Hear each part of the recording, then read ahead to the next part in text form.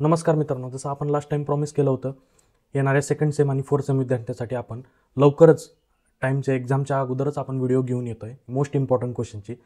त्याचसाठी आपण आज घेऊन येत आहोत enterprise performance management. Fourth sem विद्यार्थ्यांचा जेनरिक कोर्स सब्जेक्ट आहे, compulsory to all MBA students in the Pune university. यामध्ये आपण बघणार आहोत की एंटरप्राइज परफॉर्मन्स, एखादं ऑर्गनायझेशन रन करायचं आहे त्याच्यासाठी परफॉर्मन्स किती महत्त्वाचा असतो, त्याचे कोणकोणते पॅरामीटर्स असतात, कसं परफॉर्मन्स इव्हॅल्युएशन करायचं असतं, कोणते टेक्निक्स वापरतात, कोणते टूल्स आहेत, त्यासाठी हे सर्व आपण ह्या व्हिडिओमध्ये बघणार आहोत. त्याचबरोबर ह्या व्हिडिओमध्ये जे पण आपण डिस्कस करतो त्याची PDF PPTची लिंक डिस्क्रिप्शनमध्ये भेटेल. तुम्हाला कसलेही क्वेरीज असतील त्याच्याबद्दल तुम्ही डायरेक्टली कॉन्टॅक्ट करू शकता. माझा नंबर डिस्प्ले होत असेल स्क्रीनवरती. त्यानंतर यामध्ये प्रॉब्लेम्स पण आहेत. एंटरप्राइज परफॉर्मन्स मॅनेजमेंट, याला आपण शॉर्टमध्ये EPM म्हणू. यामध्ये काही प्रॉब्लेम्स आहेत, त्याच्यासाठी आपण सेपरेट व्हिडिओ घेऊन येऊ आणि हे व्हिडिओ पार्ट्समध्ये डिवाईड असतील. युनिट 1साठी सेपरेट व्हिडिओ, 2साठी, 3साठी आणि सो ऑन. तर अशा प्रकारे आपण प्रॉब्लेमसाठी एक शेवटी व्हिडिओ घेऊन येऊ. त्यासाठी चॅनलला सबस्क्राईब करून ठेवा, लाईक करा, शेअर करा, सबस्क्राईब करा. तर चला तर आपण स्क्रीनवरती वळूया आणि बघूया डिटेलमध्ये एंटरप्राइज परफॉर्मन्स मॅनेजमेंटबद्दल. तर एंटरप्राइज परफॉर्मन्स मॅनेजमेंट ह्या फर्स्ट युनिटमध्ये आपण 4 ते 5 पॉईंट बघणार आहोत. ते कोणते कोणते आहेत? सगळ्यात पहिलं परफॉर्मन्स मॅनेजमेंट काय असतं, त्याची प्रोसेस काय, फीचर्स काय असतात. त्यानंतर परफॉर्मन्स इव्हॅल्युएशन पॅरामीटर्स कोणकोणते आहेत, जसे की रेस्पॉन्सिबिलिटी अकाउंटिंग आहे, रेस्पॉन्सिबिलिटी सेंटर्स आहे आणि फायनान्शियल परफॉर्मन्स मॅनेजमेंट आहेत. हे आपण बेसिकली ह्या युनिटमध्ये बघणार आहोत. तर सर्वात पहिल्यांदा आहे एंटरप्राइज परफॉर्मन्स मॅनेजमेंट. याची डेफिनेशन काय? एंटरप्राइज एखादा ऑर्गनायझेशन म्हणजेच एंटरप्राइज जेव्हा आपण मॅनेज करतो, त्याचा परफॉर्मन्स मेजर करायचा असतो, तर त्यासाठी आपण एक की पॅरामीटर्स डिफाईन करतो किंवा डिसाईड करतो किंवा डिझाईन करतो. तर अशा की परफॉर्मन्स इंडिकेटर्स पण असं म्हणू शकतो त्याला.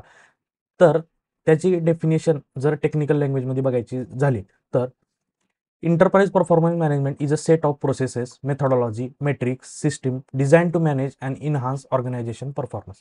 म्हणजे हे एक प्रकारची मेथॉडॉलॉजी आहे, प्रोसेस आहे, सिस्टीम आहे आणि एक प्रकारचं मेट्रिक आहे. याच्यावरनं आपण एखाद्या ऑर्गनायझेशनचा परफॉर्मन्स इन्हान्स करू शकतो, जेणेकरून जास्तीत जास्त इफिशियन्सीने आपल्याला डिझायर्ड रिझल्ट अचीव होईल. हे आपल्याला मेन ऑब्जेक्टिव्ह असतो परफॉर्मन्स मॅनेजमेंटसाठी. सेकंड आहे it involves monitoring analysis of key performance indicators to ensure companies' strategic goals and objectives are met effectively. As I said justly, एखाद्या ऑर्गनायझेशनला इफेक्टिव्हली मॅनेज करण्यासाठी काही की parameters आपण डिफाईन करावं लागतं. त्याला मेट्रिक्स पण असं म्हणू शकतो. तर ते मेट्रिक्स काय काय असू शकतात, तर ते आपण बघणारच आहोत. कोणकोणते मेट्रिक्स आपण डिझाईन केले पाहिजेत. आणि परफॉर्मन्स मॅनेजमेंटची डेफिनेशन आपण एंटरप्राइजची बघितली, तर परफॉर्मन्स मॅनेजमेंटची डेफिनेशन काय असू शकते, तर it is a systematic and strategic approach to setting performance expectation, monitoring progress, providing feedback and facilitating continuous improvement to enhance individual and organisation effectiveness. म्हणजे परफॉर्मन्स मॅनेजमेंटमध्ये काय, एखादं इंडिव्हिज्युअल वर्क करत असतो, एखादं ऑर्गनायझेशन वर्क करत असते. ते वर्क करण्यासाठी एक आपल्याला 3 ते 4 की पॉईंट्स कन्सिडर करावं लागतात. काय त्याचं एक फीडबॅक मेकॅनिझम काय आहे, कंटिन्युअस इम्प्रूव्हमेंटसाठी आपण काय करू शकतो, आपले एक्सपेक्टेशन काय आहेत त्याच्यावरनं. त्याच्यानंतर मॉनिटरिंग प्रोग्रेस, जसे की आपण ह्या की पॅरामीटर्सवरनं एक प्रोग्रेस मॉनिटर करू शकतो. ह्यालाच आपण परफॉर्मन्स मॅनेजमेंट असं म्हणू शकतो. नेक्स्ट आहे परफॉर्मन्स मॅनेजमेंटमध्ये काय काय इन्व्हॉल्व असतं. सगळ्यात पहिली गोष्ट आहे प्लॅनिंग. म्हणजे स्ट्रॅटेजिकली आपले एक डिझायर्ड ऑब्जेक्टिव्ह किंवा आउटकम किंवा विजन किंवा मिशन आपण एक डिझायरली बनवू शकतो आणि त्याला इम्प्लिमेंट करण्यासाठी आपल्याला एक स्ट्रॅटेजिक प्लॅनिंग लागते आणि त्या प्लॅनिंगमधूनच आपण डिझायर्ड आपला आउटकम अचीव करू शकतो. यामध्ये काय, सेटिंग स्मार्ट गोल्स आणि ऍक्टिंग ऑन देम, जसं आता मी सांगितलं तसं. सेकंड आहे मॉनिटरिंग. जे काही आपण प्लॅन केलं आहे आणि इम्प्लिमेंट करतोय त्याला एक सिस्टमॅटिक वेने मॉनिटर केलं पाहिजे, जेणेकरून आपल्याला एक फीडबॅक भेटलं पाहिजे आणि आपण त्या फीडबॅक थ्रू आपला प्रोडक्ट आणि आपलं एंटरप्राइजेस जास्तीत जास्त इफिशियंट बनवण्यासाठी आपण वर्क केलं पाहिजे. हे झालं मॉनिटरिंग. आणि रिव्ह्यूविंग, यामध्ये काय असतं, जेव्हा आपण एखादा ऑर्गनायझेशन गोल करण्यासाठी एक प्लॅनिंग करतो, मॉनिटरिंग करतो, जे सगळं केलंय आपण त्याला एक रिव्ह्यू करत जायचं, टाइम टू टाइम बेसिसवरती रिव्ह्यू करणे आणि त्यामध्ये काही त्रुटीज आहेत, काही चेक्स बॅलन्सेस आहेत, ते आपण इम्प्लिमेंट करून मॉडिफाय केलं पाहिजे. हेच आपलं रिव्ह्यूइंगमध्ये असतं. आणि फायनली काय असतं, रेटिंग. जे आपण कशा प्रकारे वर्क केलं त्याला एक प्रकारची सिस्टमॅटिक वेनं रेटिंग देणे आणि एम्प्लॉईजला त्यांच्या कामानुसार अवॉर्ड देणे किंवा रिवॉर्ड देणे आपण यामध्ये रेटिंगमध्ये घेऊ शकतो. ह्या अशा प्रकारे आपलं एंटरप्राइज परफॉर्मन्स मॅनेजमेंट आपण मॅनेज करू शकतो. नेक्स्ट आहे याची गरज काय. एखादं ऑर्गनायझेशन आपल्याला एंटरप्राइज परफॉर्मन्स मॅनेजमेंटमध्ये आपल्याला परफॉर्मन्सची गरज का असते. सगळ्यात पहिल्यांदा आपल्या एक ऑर्गनायझेशनचं विजन, मिशन आणि गोल आणि ऑब्जेक्टिव्ह असतात. ते अचीव करण्यासाठी आपल्याला एक अलाइन्ड पॉलिसी बनवावं लागते. ते अलाइन्ड पॉलिसी काय करते, आपल्याला एक ब्रॉडर स्ट्रॅटेजिक गोल आणि आपल्याला ऑर्गनायझेशनला प्रमोट करण्यासाठी आणि ऑर्गनायझेशन पुढे वाढवण्यासाठी त्याला एक युनिफाईड डायरेक्शन देत असतं. तेच अलाइनमेंट ऑफ द गोल्स असं म्हणू शकतो. त्यानंतर आहे प्रोडक्टिव्हिटी बूस्ट करण्यासाठी. जेव्हा आपल्या ऑर्गनायझेशनमध्ये आपल्याला एखादी गोष्ट अचीव्ह करायची आहे, तर त्यामध्ये एम्प्लॉयीला क्लिअरली एक्सपेक्टेशन दिलं पाहिजे. त्यांच्याकडून काय आपल्याला एक्सपेक्टेड आहे, तुम्ही कसं प्रकारे वर्क केलं पाहिजे, हे आपल्याला प्रोडक्टिव्हिटीमध्ये देतं. त्यानंतर रेग्युलर मॉनिटरिंग केली पाहिजे त्यांची फीडबॅक मेकॅनिझम त्यांच्या थ्रू आपल्याला एक सिस्टमॅटिक वेनं आपण ऑर्गनायझेशन प्रोडक्टिव्ह बनवू शकतो. ह्यामध्ये असं दिलेलं आहे. ह्याच्यासाठीच आपल्याला परफॉर्मन्स मॅनेजमेंटची गरज लागते. त्यानंतर आहे एम्प्लॉईज डेव्हलपमेंट. त्यामध्ये काय असतं, एम्प्लॉयला रेग्युलरली त्याच्याकडनं एक फीडबॅक घेणे, त्याला ट्रेनिंग देणे, त्याला करिअर ऑपॉर्च्युनिटीज त्याच्या परफॉर्मन्सनुसार प्रोव्हाइड करणे आणि एक डिस्कशन करणे ओव्हरऑल त्याचं. त्यामध्ये आपलं एक परफॉर्मन्स इन्क्रीज होऊ शकतो ह्या सर्व गोष्टी केल्यानंतर. आणि सर्वात महत्त्वाचं पॉईंट आहे की एखाद्या इंडिव्हिज्युअलला आपण जेव्हा मोटिवेट करतो, तेव्हा मोटिवेशन दिल्यानंतर ते इंडिव्हिज्युअल आपलं बेस्ट ऑफ द बेस्ट त्यामध्ये इनपुट घालत असतो. त्यालाच आपण एक ओव्हरऑल परफॉर्मन्स मॅनेज करू शकतो त्यानुसार. नेक्स्ट आहे रिस्क मिटिगेशन. जेव्हा आपल्याला एक ऑर्गनायझेशनचं लॉंग टर्म गोल अचीव्ह करायचं असतं, त्यामध्ये एक पर्टिक्युलर रिस्क येत असतात. ते रिस्कला आयडेंटिफाय करणे, अनालाइज करणे आणि मिटिगेट करणे हे 3 पॅरामीटर्स आपल्याला रिस्क मिटिगेशन आणि रिस्क मॅनेजमेंटमध्ये येत असतात. त्यालाच आयडेंटिफाय करणे आणि जास्तीत जास्त लीगल कंप्लायन्स फॉलो करून आपलं रिस्क मिनिमाइज करणे हेच ऑब्जेक्टिव्ह असतं परफॉर्मन्स मॅनेजमेंटमध्ये. नेक्स्ट आहे कंटिन्युअस इम्प्रूव्हमेंट. जेव्हा आपण एखादं ऑर्गनायझेशन इस्टॅब्लिश करतो, त्या ऑर्गनायझेशनमध्ये एक कंटिन्युअस डेव्हलपमेंट झाली पाहिजे की जेणेकरून day by day, time to time आपले प्रोग्रेस इव्हॅल्युएट झाली पाहिजे आणि त्यामुळे आपलं ऑर्गनायझेशन एक चांगल्या वेनं आपण बिल्ड करू शकतो आणि एक परफॉर्मन्स झाल्यानंतर आपला डिझायर्ड रिझल्ट, आउटकम, प्रोडक्ट हे सर्व आपल्याला भेटत असतं. त्याचमुळे आपल्याला याची परफॉर्मन्स मॅनेजमेंटची गरज लागते. तर त्याचे बेनिफिट्स काय काय आहेत परफॉर्मन्स मॅनेजमेंट केल्यानंतर? आपण ऑर्गनायझेशनचे गोल एकदम व्यवस्थितरित्या अचीव्ह करू शकतो. त्यानंतर आपण इफिशियन्सी अचीव्ह करू शकतो. मॉनिटरिंग त्याच्या थ्रू आपण करू शकतो. त्यानंतर प्रायोरिटीज सेट करू शकतो. 1 नंबरला हे केलं पाहिजे, 2 नंबरला हे केलं पाहिजे. बॅलन्स स्कोर कार्ड पण त्याचा एक परफॉर्मन्सला एक बॅलन्स स्कोर कार्ड म्हणून एक कन्सेप्ट आहे. आपण नेक्स्ट टॉपिकमध्ये बघणारच आहोत. ते आपण त्या थ्रू अचीव्ह करू शकतो. त्यानंतर टाईम मॅनेजमेंट करू शकतो. ते इम्प्रूव्हमेंट, कंटिन्युअस इम्प्रूव्हमेंट आणि त्याच्या फ्युचर स्कोप काय त्यामध्ये, हे सर्व बेनिफिट्स आपण परफॉर्मन्स मॅनेजमेंट थ्रू अचीव्ह करू शकतो. ठीक आहे. तर नेक्स्ट आहे परफॉर्मन्स इव्हॅल्युएशन पॅरामीटर्स. हे इम्पॉर्टंट आहे. परफॉर्मन्स इव्हॅल्युएशन पॅरामीटरमध्ये आपण 3 गोष्टी बघत असतो. सगळ्यात पहिला आहे रिस्पॉन्सिबिलिटी अकाउंटिंग. नेक्स्ट आहे रिस्पॉन्सिबिलिटी सेंटर्स आणि थर्ड आहे परफॉर्मन्स मेजर्स. तर रिस्पॉन्सिबिलिटी अकाउंटिंगमध्ये काय असतं, जेव्हा आपण एखाद्या ऑर्गनायझेशनमध्ये इनपुट घालत असतो, त्या इनपुटच्या कम्पेअर्ड टू आपलं आउटपुट जे आहे ना बेस्ट आलं पाहिजे. तर त्यालाच आपण म्हणतो रिस्पॉन्सिबिलिटी अकाउंटिंग. आणि रिस्पॉन्सिबिलिटी सेंटरमध्ये काय असतं, प्रत्येक ऑर्गनायझेशनमध्ये डिफरंट डिपार्टमेंट्स असतात. जसं HR असतं, फायनान्स असतं, मार्केटिंग असतं, ऑपरेशन्स असतं.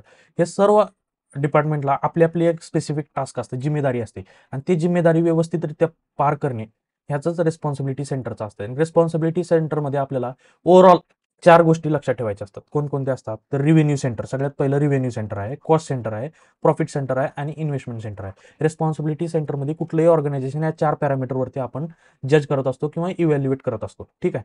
आणि नेक्स्ट आहे सगळ्यात शेवटी परफॉर्मन्स मेजर. जेव्हा आपण एखादं ऑर्गनायझेशनचा परफॉर्मन्स मेजरमेंट करत गेलो, त्याला 2 कॅटेगरीमध्ये आपण डिवाइड करत असतो. सगळ्यात पहिला आहे फायनान्शियल परफॉर्मन्स, म्हणजे फायनान्शियल की मेट्रिक्सवरती त्याला आपण डिसाईड करतो किंवा जज करतो. कोणकोणते फायनान्शियल की मेट्रिक्स आहे, त्याचं रिव्हेन्यू ग्रोथ काय आहे, त्याचं डेट पर्सेंटेज काय आहे, EBITDA काय आहे, नेट प्रॉफिट काय आहे, हे सर्व जी गोष्टी आपण फायनान्शियल म्हणजे मनी मॅनेजमेंट रिलेटेड जे असतात ते मेजर करत असतो, त्याला आपण म्हणतो फायनान्शियल परफॉर्मन्स. सेकंड आहे नॉन फायनान्शियल, जे काही फायनान्शियल मनी टर्म्सचे सोडून जे इतर गोष्टी असतात, जसे की for example customer satisfaction, customer development, employees relation development, reward, productivity management, हे सर्व जे गोष्टी असतात ते नॉन फायनान्शियल मेजर्समध्ये येत असतात. असं आपण डिवाइड करतो परफॉर्मन्स इव्हॅल्युएशन पॅरामीटर. आता आपण स्टेप बाय स्टेप बघूया रिस्पॉन्सिबिलिटी अकाउंटिंग काय असतं.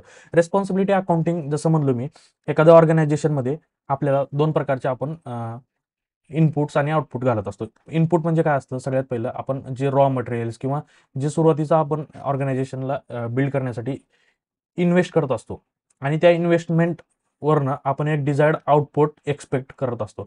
आउटपुट काय असतं, आपलं प्रोडक्ट असतं, सर्व्हिस असते. ह्या दोन्हीमधला बॅलन्स असणे, जेवढं आपण इनपुट घालतोय त्याच्या मोर दॅन आउटपुट आपल्याला भेटलं पाहिजे आणि अननेसेसरी कॉस्टिंग कट झाली पाहिजे त्यामध्ये. हे सर्वात महत्त्वाचं रिस्पॉन्सिबिलिटी अकाउंटिंगचं फीचर आहे. तर काय डेफिनेशन दिली याची, Responsibility accounting is a controlling system under management accounting where responsibilities are assigned to control unnecessary cost. म्हणजे जे म्हणलं आपण अननेसेसरी कॉस्ट कट करून जास्तीत जास्त प्रॉफिट वाढवणे, जास्तीत जास्त इफिशियंट ऑर्गनायझेशन बनवणे हेच रिस्पॉन्सिबिलिटी अकाउंटिंगचं काम आहे. त्यामध्ये रिस्पॉन्सिबिलिटी अकाउंटिंगमध्ये 4 पॅरामीटरवरती आपण जज करतो. कॉस्ट काय, त्याची प्रॉफिट काय, त्याची इन्व्हेस्टमेंट काय आणि रिव्हेन्यू काय. ह्या सर्व गोष्टी आपण रिस्पॉन्सिबिलिटी अकाउंटिंगमध्ये बघत असतो. यामध्ये काही इम्पॉर्टंट पॅरामीटर्स आहेत. काय इम्पॉर्टंट पॅरामीटर्स किंवा काय कंपोनंट्स आहेत रिस्पॉन्सिबिलिटी अकाउंटिंगचे जे आपण कन्सिडर केले पाहिजेत. ते कोणकोणते आहेत? सर्वात पहिला आहे इनपुट आणि आउटपुट. जे इनपुट म्हणजे काय आपलं सुरुवातीला कॉस्ट जे लागणार आहे आपल्या ऑर्गनायझेशनला त्यालाच आपण म्हणतो इनपुट. आणि नेक्स्ट काय आउटपुट म्हणजे काय आपलं डिझायर्ड प्रोडक्ट किंवा त्या प्रोडक्ट थ्रू रिव्हेन्यू हे आपलं फायनल आउटपुट आहे. हे मॅनेज करणे ह्यालाच आपण म्हणतो रिस्पॉन्सिबिलिटी अकाउंटिंगचं एक कंपोनंट. सेकंड आहे आयडेंटिफिकेशन ऑफ रिस्पॉन्सिबिलिटी सेंटर. यामध्ये काय आहे रिस्पॉन्सिबिलिटी स्पेसिफिक सेंटर्स आहेत. कोणकोणते सेंटर्स आहेत आपण बघणार आहोत. जसे मार्केटिंग आहे, फायनान्स आहे, डिपार्टमेंट आहे, अदर डिपार्टमेंट R&D आहे, डिझायनिंग आहे, मार्केटिंग आहे. ह्या सर्व डिपार्टमेंटला स्पेसिफिक टास्क दिलेला असतं. त्या स्पेसिफिक टास्कमध्ये स्पेसिफिक बजेट अलोकेट करत असतो आपण. त्या बजेट अलोकेटमध्ये अननेसेसरी कॉस्टिंग कट करून मॅक्सिमम गिवन बजेटमध्ये आपल्याला परफॉर्मन्स अचीव करायचा असतो. त्यालाच म्हणतात रिस्पॉन्सिबिलिटी सेंटर. आणि ते आयडेंटिफाय करून त्याला टार्गेटेड इन्फॉर्मेशन आणि ॲक्च्युअल आपल्याला जे अचीव करायचे ते त्याच्या मेजरवरती आपण त्याला जज करणे किंवा मेजरमेंट करणे त्यालाच आपण म्हणतो target and actual information identification. Next आहे responsibility between organisation structure and centre. म्हणजे एखादं ऑर्गनायझेशन आपण बिल्ड करत असतो. त्या ऑर्गनायझेशनमध्ये आपल्याला एक रिस्पॉन्सिबिलिटी असते आणि त्या रिस्पॉन्सिबिलिटी मध्ये आपले काय रिस्पॉन्सिबिलिटी असते. सर्वात पहिलं ऑर्गनायझेशनला आपल्याला जास्तीत जास्त प्रॉफिट काढायचं असतं. प्रॉफिट काढण्यासाठी काय करायचं असतं अननेसेसरी कॉस्टिंग कट करायचं असतं आणि तेच जास्तीत जास्त आपण त्याला स्पेसिफिक कॉस्टिंग असाइन करून मॅक्सिमम रिव्हेन्यू अचीव करणे हेच कंपोनंट्स आपले रिस्पॉन्सिबिलिटी अकाउंटिंगमध्ये येत असतात मेजरली. ठीक आहे. त्यानंतर आपण बघूया responsibility accounting features and process. काय असणार आहेत फीचर्स आणि प्रोसेस रिस्पॉन्सिबिलिटी अकाउंटिंगमध्ये. सगळ्यात पहिलं रिस्पॉन्सिबिलिटी अकाउंटिंगमध्ये काय असतं रिस्पॉन्सिबिलिटी सेंटर्स असतं. प्रत्येक इंडिव्हिज्युअलला प्रत्येक डिपार्टमेंटला आपलं स्पेसिफिक टास्क असतं. स्पेसिफिक टास्कनुसार त्याला आपली रिस्पॉन्सिबिलिटी पूर्ण करायची असते. तर त्यामध्ये आपलं आहे सर्वात मोठं आणि इम्पॉर्टंट आहे कॉस्ट सेंटर. कॉस्ट सेंटर म्हणजे काय आपलं इनपुट एखाद्या ऑर्गनायझेशनला आपण डेव्हलप करतोय. त्यामध्ये आपण डिफरंट टाईप्स ऑफ इनपुट्स घालत असतो. एम्प्लॉय हायर करत असतो, प्रोडक्ट्स रॉ मटेरियल घेत असतो. हे जे काही इनपुट्स आहेत कॉस्टिंग आपली जी आहे ते कॉस्टिंग आपण मॅनेज करणे आणि अननेसेसरी कॉस्टिंग कट करणे हेच आपलं कॉस्ट सेंटरचं काम असतं. सगळ्यात पहिलं डिपार्टमेंटला मॅनेज करणे, स्पेसिफिक बजेट अलोकेट करणे. नेक्स्ट आहे प्रॉफिट सेंटर. जे प्रॉफिट सेंटर्स आहेत म्हणजे जिथून आपल्याला रिव्हेन्यू भेटतो, रिव्हेन्यू जनरेशन होत असतं. त्याचं एकच काम आहे जास्तीत जास्त रिव्हेन्यू जनरेट करणे आणि जास्तीत जास्त प्रॉफिटला कॉन्ट्रीब्यूट करणे हेच प्रॉफिट सेंटरचं काम असतं. ठीक आहे. त्याचं एक्झाम्पल काय retail store and contributing directly to profit. Investment centre काय असतं जे आपण एखाद्या ऑर्गनायझेशनमध्ये इन्व्हेस्ट करतोय कॅपिटल, त्या कॅपिटलवरती मॅक्सिमम आपल्याला ROI भेटलं पाहिजे म्हणजे रिटर्न ऑन इन्व्हेस्टमेंट. ते काय असतं रिटर्न ऑन इन्व्हेस्टमेंट. एखाद्या कॅपिटलवरती इन्व्हेस्ट केलोय आपण समजा ₹100, त्या कॅपिटलवरनं आपल्याला मॅक्सिमम समजा ₹1000 आपल्याला आउटपुट पाहिजे. त्यालाच म्हणतात आपण हे 1000 म्हणजे रिटर्न ऑन ₹100 इन्व्हेस्टमेंट. हे आपल्याला इन्व्हेस्टमेंट सेंटर थ्रू हे आपल्याला मेजर करायचं असतं. नेक्स्ट आहे बजेट. बजेटमध्ये काय आपण स्पेसिफिक डिपार्टमेंटला स्पेसिफिक बजेट अलोकेट करत असतो. त्या बजेटनुसार त्याला वर्क करायचं असतं. तेच त्या आपण बजेटरी कंट्रोल्स म्हणतो त्याला. नेक्स्ट आहे budgets are prepared based on historical performance, organisation goal and future expectation. म्हणजे एखाद्या ऑर्गनायझेशनला कसं वर्क करायचं आहे, फ्युचरमध्ये त्याची नीड काय आहे, त्याच्याकडून अपेक्षा काय आहे परफॉर्मन्स करण्यासाठी, त्याच्यानुसार त्याला बजेट आपण अलोकेट करत असतो. हेच रिस्पॉन्सिबिलिटी अकाउंटिंगमध्ये येत असतं. नेक्स्ट आहे परफॉर्मन्स इव्हॅल्युएशन. जे आपण बजेट दिलेलं आहे ॲक्च्युअल रिझल्ट काय त्याच्यामधले आणि एक्सपेक्टेड रिझल्ट काय त्याच्यामधला डिफरन्स आपल्याला आयडेंटिफाय करून ते जास्तीत जास्त कमी करण्याचा, जर वाईट डिफरन्स असेल त्याला कमी करण्याचा प्रयत्न आपल्याला केला पाहिजे. नेक्स्ट आहे डिसेंट्रलाइज डिसिजन मेकिंग. जेव्हा आपण एखाद्या ऑर्गनायझेशनमध्ये काम करतो डिसिजन मेकिंग ऑथॉरिटी असते त्यामध्ये. सगळ्यात पहिलं असतं समजा MD, त्याच्यानंतर असतं सिनियर मॅनेजर्स. ठीक आहे. नेक्स्ट आहे मॅनेजर्स आणि त्याच्यानंतर आहेत एम्प्लॉईज. तर ह्या प्रत्येकाला आपली आपली डिसिजन मेकिंग पॉवर आहे. तर हे इंडिव्हिज्युअल आपल्या लेवलवरती डिसिजन घेऊन एंटरप्राइज किंवा ऑर्गनायझेशनला कॉन्ट्रीब्यूट करत असतात.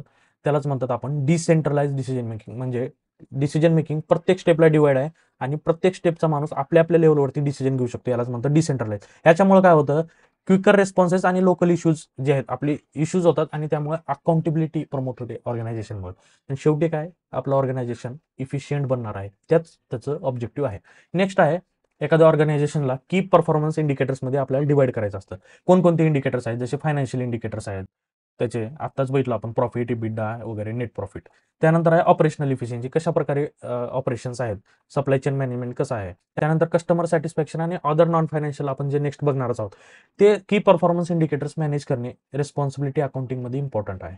नेक्स्ट आहे अकाउंटेबिलिटी. अकाउंटेबिलिटीमध्ये काय असतं, एखादं एम्प्लॉय तुमच्यासाठी काम करतोय, तर ते काम करत आहे ना, तो काम करण्यासोबत तो आन्सरेबल पाहिजे. जे काय काम केलंय ते ऑर्गनायझेशनच्या हेतू आणि ऑर्गनायझेशनच्या इंटरेस्टमध्ये आहे का नाही, आणि तो इंटरेस्टमध्ये काम करतोय का नाही एम्प्लॉय ऑर्गनायझेशनच्या, ते इम्पॉर्टंट आहे. आणि त्यालाच आन्सरेबिलिटी ठेवणे म्हणजेच अकाउंटेबिलिटी असते.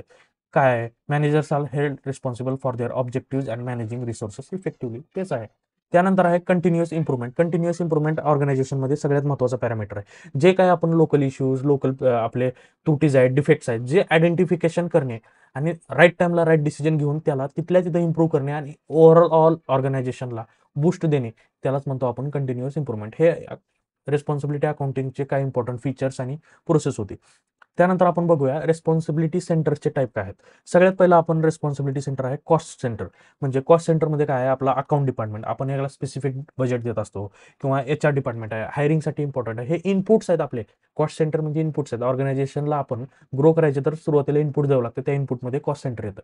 नेक्स्ट आहे आपण इनपुट दिल्यावर रेव्हेन्यू सेंटर, म्हणजे जे आपण इनपुट दिले त्यावरती आउटपुट जे भेटणार आहे आपल्याला, हे 2 डिपार्टमेंट थ्रू भेटतं आपल्याला, मार्केटिंग डिपार्टमेंट आणि sales department. Sales department maximum आपले प्रोडक्ट विकणार आणि मॅक्सिमम रेव्हेन्यू जनरेशन करून आणणार. आणि मार्केटिंग थ्रू काय आपलं जास्तीत जास्त रीच वाढवणे, जास्तीत जास्त लोक आपले प्रोडक्ट परचेस करणे, यालाच आपण म्हणतो मार्केटिंग डिपार्टमेंटची स्ट्रॅटेजी. हे अशा प्रकारे हे आहे. नंतर आहे प्रॉफिट सेंटर. कोणकोणते आहेत, रिटेल स्टोअर आणि product development division. Retail store काय, समजा डीमार्ट आहे, तर डीमार्टमध्ये जास्तीत जास्त प्रोडक्ट विकले पाहिजेत आणि तिथून आपल्याला जास्तीत जास्त प्रॉफिट आला पाहिजे, जास्तीत जास्त कस्टमर तिथं आले पाहिजेत आणि प्रोडक्ट डेव्हलपमेंट तिथं डिव्हिजन पाहिजे. हे अशा प्रकारे आपलं प्रॉफिट सेंटरमध्ये काम असतं. सगळ्यात इम्पॉर्टंट आणि नेक्स्ट आहे इन्व्हेस्टमेंट सेंटर. जेव्हा आपलं ऑर्गनायझेशन दुसऱ्यापेक्षा युनिकली काहीतरी करायचं असतं, त्याला आपण म्हणतो मार्केटिंगमध्ये USP, युनिक सेलिंग प्रपोजिशन, एखाद्या ऑर्गनायझेशनचं असतं. त्या USP बनवण्यासाठी ना ऑर्गनायझेशनला R&D मध्ये खूप इन्व्हेस्ट करावं लागतं. R&D मध्ये जेव्हा इन्व्हेस्ट कराल ना, एक युनिक क्वालिटी आणि युनिक प्रोडक्ट बनत असतो. तर त्यानुसार आपल्या ऑर्गनायझेशनची रीच वाढते, माउथ पब्लिसिटी होते आणि जास्तीत जास्त लोक आपल्या प्रोडक्टकडे अट्रॅक्ट होतात. त्यालाच म्हणतो आपण R&D इन्व्हेस्टमेंट.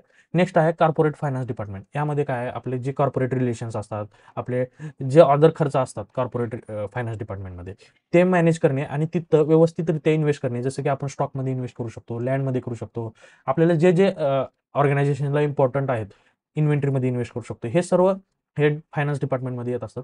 आणि इथं व्यवस्थितरित्या डिसिजन घेऊन ऑर्गनायझेशनला बूस्ट करणे हे कॉर्पोरेट आणि आपलं रिस्पॉन्सिबिलिटी सेंटर्सचं काम असतं. हे रिस्पॉन्सिबिलिटी सेंटर मेजरली ऑर्गनायझेशन्सला बूस्ट करण्यासाठी मदत करत असतात. नेक्स्ट आहे फायनान्शियल आणि नॉन फायनान्शियल परफॉर्मन्स मेजरमेंट. आता ह्या फर्स्ट युनिटमध्ये इम्पॉर्टंट आहे आपल्याला फायनान्शियल परफॉर्मन्स मेजर्स, आणि सेकंड युनिटमध्ये आपण बघणार आहे नॉन फायनान्शियल. फायनान्शियलमध्ये काय असतं, फायनान्शियलमध्ये समजा तुमचं ऑर्गनायझेशन एवढं सेल्स करतंय, सेल्स थ्रू ऑर्गनायझेशनला जे काय त्याची कॉस्टिंग आहे त्याला आपण म्हणतो व्हेरिएबल कॉस्ट. ते सेल्स मायनस व्हेरिएबल कॉस्ट केलो ना, आपलं कॉन्ट्रीब्युशन मार्जिन निघतं, त्यालाच आपण म्हणतो ऑपरेटिंग प्रॉफिट. हे ऑपरेटिंग प्रॉफिट किती आहे, आपलं ऑपरेटिंग प्रॉफिटमधनं आपण आपलं काय म्हणतात त्याला, जे अदर खर्च आहेत आपले, ते जर आपण मायनस केले त्यातनं, तर आपल्याला मेजरली काय निघतो, इबिडा. इबिडा निघतो. इबिडा म्हणजे सर्व कॉस्टिंग कट करून earning before interest, tax and डिप्रिसिएशनलाच आपण इबिडा म्हणतो. यामधनं आपण जेव्हा इंटरेस्ट, टॅक्स आणि डिप्रिसिएशन डिडक्ट करतो, आपलं नेट येतं अर्निंग आफ्टर टॅक्स, किंवा आपण याला प्रॉफिट आफ्टर टॅक्स किंवा नेट प्रॉफिट पण म्हणू शकतो. ह्या अशा प्रकारे परफॉर्मन्स आपण मेजर करू शकतो. ह्यात इम्पॉर्टंट की पॅरामीटर, फायनान्शियल पॅरामीटर्स कोणकोणते, सेल्स काय ऑर्गनायझेशनचं, त्याचं ऑपरेटिंग प्रॉफिट काय, त्याचं इबिडा काय, त्याचं प्रॉफिट, नेट प्रॉफिट मार्जिन काय आहे, आणि रिव्हेन्यू ग्रोथ काय आहे, त्या प्रत्येक पर्टिक्युलर ऑर्गनायझेशनचे सेल्स थ्रू रिव्हेन्यू काय आहे, त्याचं जनरेशनची पर्सेंटेजमध्ये काय आहे, हे सर्व फायनान्शियल की टर्म्समध्ये आपण जेव्हा मेजर्स करतो त्यालाच आपण म्हणतो फायनान्शियल परफॉर्मन्स मेजरमेंट्स. आता या फायनान्शियल परफॉर्मन्स मेजरमेंटमध्ये आपण की पॅरामीटर्स आहेत, कोणकोणते पॅरामीटर्स आहेत, तेव्हा आपण जज करण्यासाठी वापरतो return on investment. Return on investment म्हणजे जे आपण कॅपिटल इन्व्हेस्ट करतो ऑर्गनायझेशनमध्ये, त्या कॅपिटलवरती आपल्याला किती टक्के किती पर्सेंटमध्ये रिटर्न भेटतो ते मेजरमेंट करणे म्हणजे रिटर्न ऑन इन्व्हेस्टमेंट आपलं.